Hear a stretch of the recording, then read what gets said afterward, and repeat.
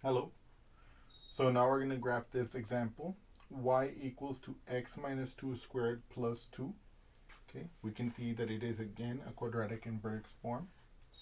We can immediately state without any doubt whatsoever what the domain is. The domain of any quadratic, okay, is negative infinity to infinity. Okay, so we can just fill that in right away.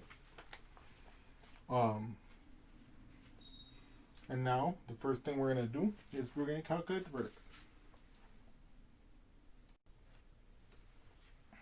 And so we can say here that a quadratic is said to be in vertex form if it is written as y equals a times x minus h squared plus k, where the vertex is hk, and where a, of course, is not equal to 0, right? And of course, if the a is positive, then it opens up, and if the a is negative, it opens down, right? Okay. So what we're going to first do is we're going to compare, right? Okay. So we're going to find the vertex. Let's copy our equation. And let's copy our model.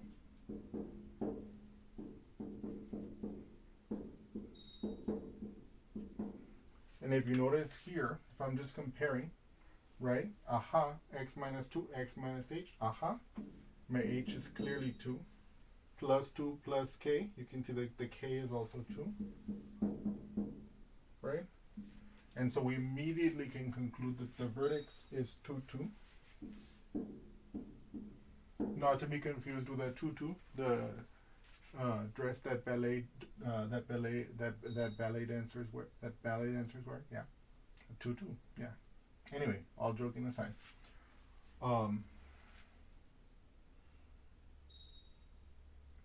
So now what we need to find out is we need to find out what is the a. If I'm comparing this expression to this expression, okay, I can see that the a must be 1. Because whenever you don't see a coefficient, you can just assume that the coefficient is 1. Okay? Now what does that say to us? That says to us, number one, that the a is positive. That means that it opens up. Okay? So it opens up. Okay? Okay, there we go. Okay. And also, let me also make the following point. We've calculated the vertex. We've calculated the fact that it opens up. And so now we can draw a cartoon to calculate what the range should be. Right? Of course, if you can imagine it in your brain, if you can visualize it in your brain, then you already would be able to figure out what the vertex is without having to draw this diagram. However, I always recommend you to draw the diagram as well if possible, if necessary, because when you write things down, it's easier for you to it's easier for you to think better, to think more clearly, and to catch yourself if you're making a mistake. Yes. So, but in any case, if I'm looking at this drawing here, I can see, it opens up, so that means that this y value, which is the y value of the vertex 2, is the lowest value achieved by this quadratic, and that it goes therefore from 2 to infinity, right? Okay. So that's how I know the range is going to be. I'm going to open up a bracket, 2 to infinity. Moreover, I can already get the axis of symmetry. Why? Because the axis of symmetry is the vertical line which goes through the vertex of the parabola. In this case, I have the vertex to 2. So if I were to imagine, that I don't have to imagine. This dotted line represents the axis of symmetry of this parabola.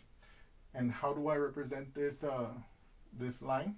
Well, if it was a solid line, I would represent it as x equals, in this case, 2.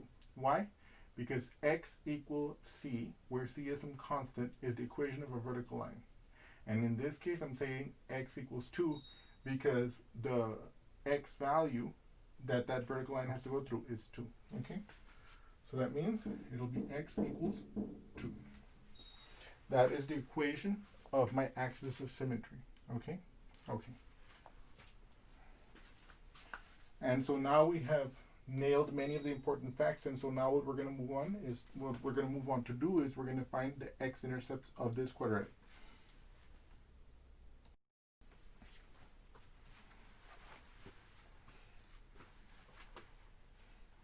And so here we recall the important fact that to find the x-intercept of a function, we set the y equal to 0 and solve for x. Okay? Okay. So in this particular case, what I'm going to do is I'm going to set the y equal to 0 and I'm going to solve for x. So I'm going to get 0, right, equals x minus 2 squared plus 2. Right? Now I'm going to start solving this for x. I'm going to move this 2 to the other side by subtracting, right? Because I have this plus 2, and I want to get the square term by itself so I can be able to square root it. And so I end up with here, 0 minus 2, that's negative 2, equals x minus 2 squared. Okay? Now, I want you to take a moment to observe what's happening here. We have a number, x minus 2, which is being squared. Now, think about it for a moment. We know that the product of two numbers with the same sign is always positive or 0. Right? So, and why am I saying that? Well, x minus 2 squared will be x minus 2 times x minus 2. For whatever value of x minus 2 will have the same sign as x minus 2 because they're the same number. And so therefore, this right-hand side is either 0 or positive. But look at this left-hand side, it's negative. Okay? So that has no real solution. Okay? In fact, it has an imaginary solution. It has two imaginary solutions which turn out to be complex conjugates. Okay? I'm going to calculate that right now as an example of doing that. But what does it mean when you have complex conjugates as the x-intercepts of a quadratic? Well, it means that they're not really x-intercept. It means that the graph will not touch the x-axis at all. Okay? So they are values of x that make the equation 0.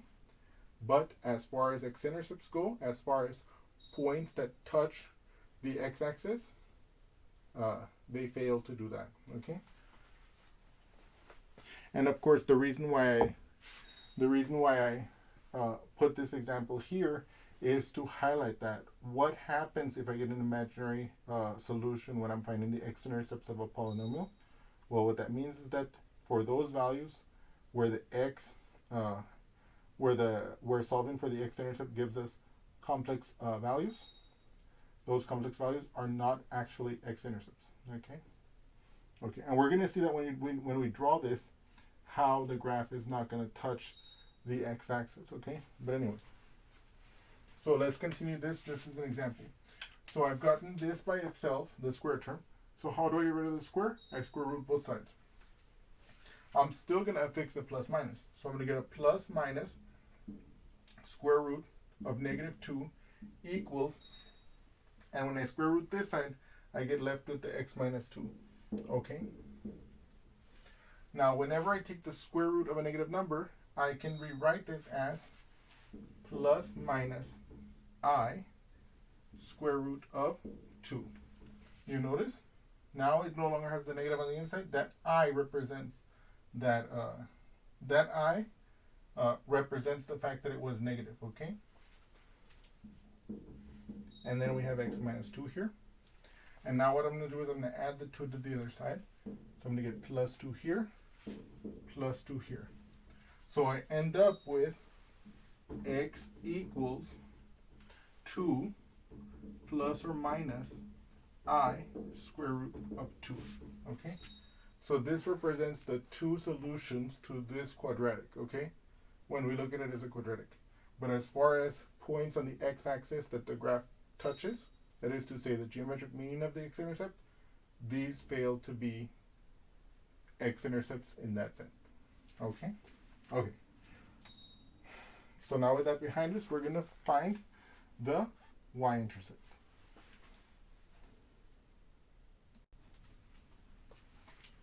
So again, to find the y-intercept of a function, we set the x equal to 0 now, and we solve for the y. Okay? So I have y equals 0 minus 2 squared plus 2. I have this expression. What is 0 minus 2? That's negative 2. So this becomes negative 2 squared plus 2. What is negative 2 squared? Negative 2 squared is negative 2 times negative 2, which is a positive 4. So this is 4 plus 2. And then what's that? That's just 6. So our y-intercept is 0, 6. Okay. So now we're in position to begin making our table to actually graph this function. And that's what we're about to do right now. It's a momentous occasion, and it is one of great yes, it is a wonderful moment. Okay. So now, as I've mentioned before, we're gonna use the strategy that I like to use a lot, and that is to say, I'm gonna start with putting the vertex in the middle of my table. Okay.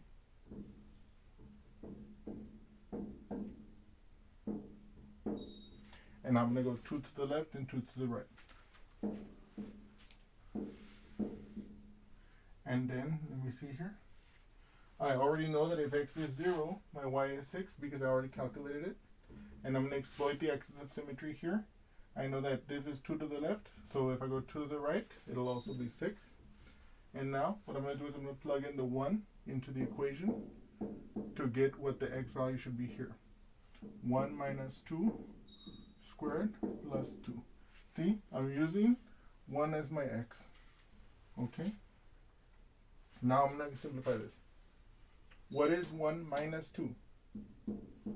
If you said negative 1, you are correct. And you have just 1.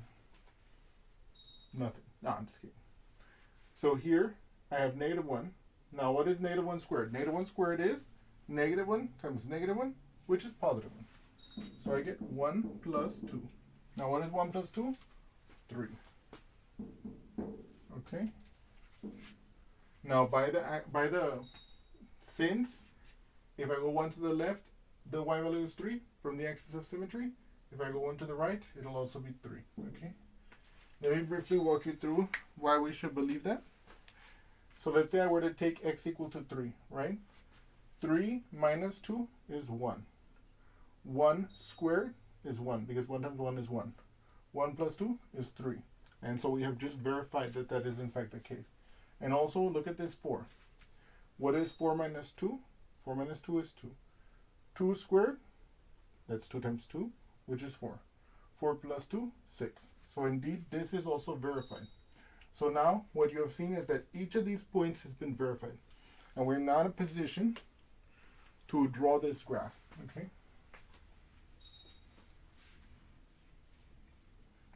Now, before we draw this graph, as before, I want to look at this table. Look at these values. I have x's that are either 0 or positive. Sorry. And I have just some positive y values. So I could essentially focus on quadrant 1, and I would have a pretty good drawing of this quadratic, okay?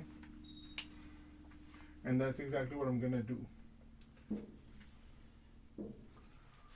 1, 2, 3, 4. And then 1, 2, 3, 4, 5, 6.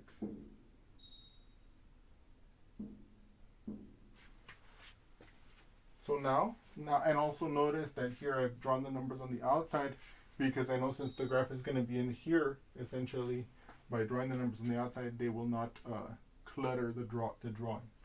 Okay, so at 0, at x equals 0, which is here, I go to y equals 6, there. This is my y-axis, of course, as you know. At x equals 1, I go to positive 3.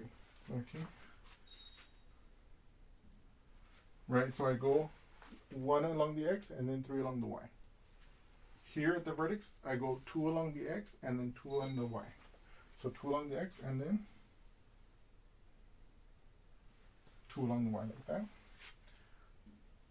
For the next point, I go 3 along the x and 3 along the y. So 3 along the x and 3 along the y like this. Okay. And then finally, for this last point, I go 4 along the x, 6 along the y. 4 along the x, and then like about right there. Okay. And then I can connect these dots. Okay. Okay.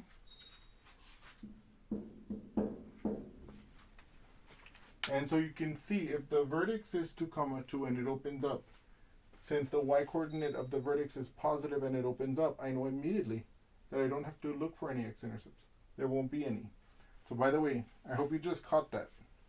Like if I was graphing this equation, and I look at it, and I can see that the vertex has a positive y value in the vertex, and it has a positive coefficient, the a is positive, I know that it opens up, so I can immediately, just looking at the equation, determine that it has no x-intercepts. And so all that time that I used to try to calculate the x-intercepts, I would have avoided, okay? But I wanted to go through that calculation anyway because, of course, I want you guys to get a thorough explanation. But I also want you guys to begin to observe those little details so that you can become more efficient whenever you're looking at problems like this. And similarly, as you might have already picked up on it, if the vertex y value had been negative, and if the coefficient in front of the square term had been negative also, that is to say, if the graph opens down and the y-coordinate of the vertex is negative, then you know it's not going to cross the x-axis, right? So again, there it would have no x-intercepts. What does that mean also? Just again, a recap. What does that mean? That means that when we were to solve for x-intercepts, we would get complex roots. Okay. Now with that, I hope you have all enjoyed this example, and I look forward to seeing you again soon. Thank you so much.